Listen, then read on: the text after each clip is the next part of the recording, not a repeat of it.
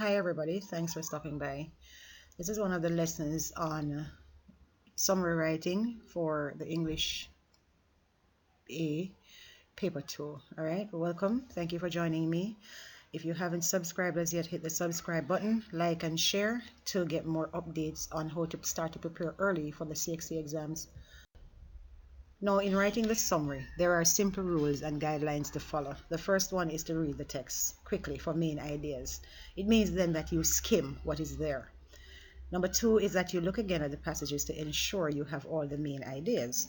In other words, you scan the paper. Number 3, underline the most important words or marking. Number 4, write down the keywords in simple sentences. And 5, compare the original text with yours to ensure that you have all the essential information.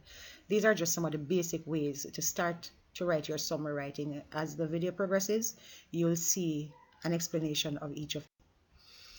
Now, there are some things that you need to remember. You have to stick to the word limit, and this is important. If your summary asks for 120 words, you have to stick to that limit, right? You do not go over by more than, say, 5 words, 2 to 5 words, or under by 2 to 5 words. In writing the summary, you're also expected to use your own words. You need to avoid repetition. Do not repeat your main ideas. Avoid using examples. Avoid using statistics and any other persuasive techniques that you know will add to making your summary out of place. Avoid descriptive words and phrases, and please do not give your opinions. Do not use figures of speech. Connect the points suitable and write proper paragraphs. Now, there are 6 basic steps explained here to writing the summary. First, you need to find the main idea of the passage. Here, you're expected to read the passage the first time for understanding. In this case, you want to see what point they are trying to make. Then you ask yourself, what was the passage about? You should answer yourself with a sentence or a phrase. The topic word appears most often and is most likely the topic of the passage. Now, this is important. You have to read to understand what is the topic of the passage.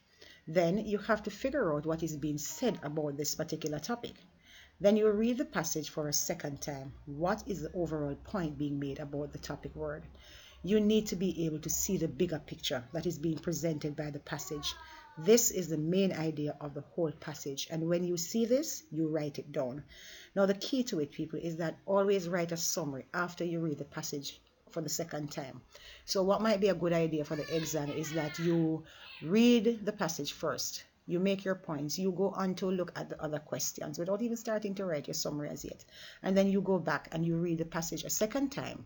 Having cleared your mind with other ideas on your exam paper or wherever, you go back to writing that summary, reading that summary for the second time, before you begin to write your summary.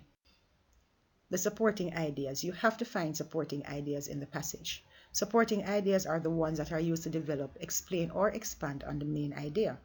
When you skim or read through quickly the passage for the third time, look for the supporting ideas by reading over the opening sentences for the paragraphs. A paragraph expresses and develops one main idea or point.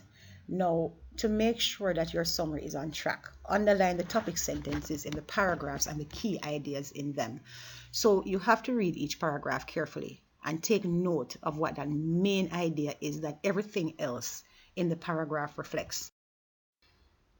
After reading the passage for the third time, write 1 or 2 summary sentences for each paragraph describing the main idea that you see expressed by the paragraph. If you see yourself repeating the same ideas, then you will need to read the passage again to get a better picture and then revise your summary sentences. Next, you will want to join the main ideas. You join the main idea of the passage and your paragraph summary sentences by using transitional words or phrases. Transitional words, if you are not too familiar with transitional words, these are the words that allows your idea to move from one point to the next. Transitional words are important and they do 3 main things. They give your summary a sense of being a whole, not just a group of unconnected sentences. They also make your summary flow smoothly when reading, and they further reinforce and support the main idea being expressed in the passage. Now you have to read over and edit, and many people do not like to read over what they have written, but the truth is, for the summary, you will have to read over, right? Reread what you have written, reread the summary, and make sure it is clear and to the point. Remove the words that you have repeated, remove the extra descriptive words, the adjectives and adverbs, as I said before, and all the non-essential sentences that are pointless. They don't add to the main idea, they only explain. The final version should then read like a whole sensible piece of writing. And at this point, you're expected to check your spelling and grammar to ensure that you are on track. And finally, check your summary against the original summary.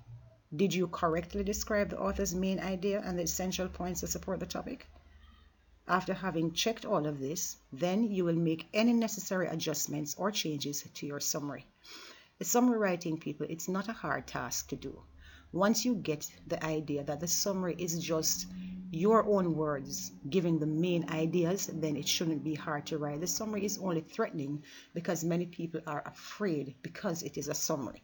But the truth is, you just have to be careful of what you write and how you write it, and just to remove the excess words that are there, remove any statistics, remove any numbers that are irrelevant, and your summary will be good. Now, I really hope that you have learned something about writing the summary and that this video has made it easier for you to understand. Thank you for stopping by. Please subscribe for more.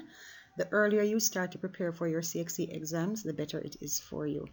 It means then that if you start to prepare early to reinforce your ideas, reinforce what you already know, clarify ideas that you did not know, it means then that you will have enough time to check with your teachers, see what you're missing, work with what is going on. Hit that notification button, that bell button, because there will be a follow-up lesson on the marking scheme for the summary, which I think is very important and which I think that students have to be aware of before attempting to write the exams, any at all.